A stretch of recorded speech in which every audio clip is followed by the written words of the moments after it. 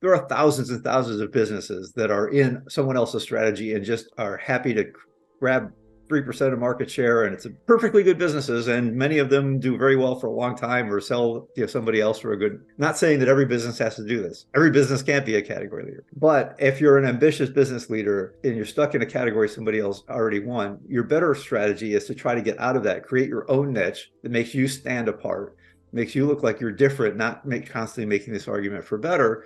Part of the process is, how do you discover that category? How do you then set the rules for it? All of that. By the way, there's also plenty of categories that exist where the category winner is not yet defined. And you can see those because, like, think for a second of what happened with smartphones. If you think back in the early days of smartphones, there was all these different models, right? There was BlackBerry's, Nokia's, Motorola, all these different operating systems. Every phone worked somewhat differently. This happened over quite a decade or so. It was clear that everybody knew that there was someday going to be this device in our pockets that, was like a smartphone, a computer in our pocket. But there were all these different versions of it.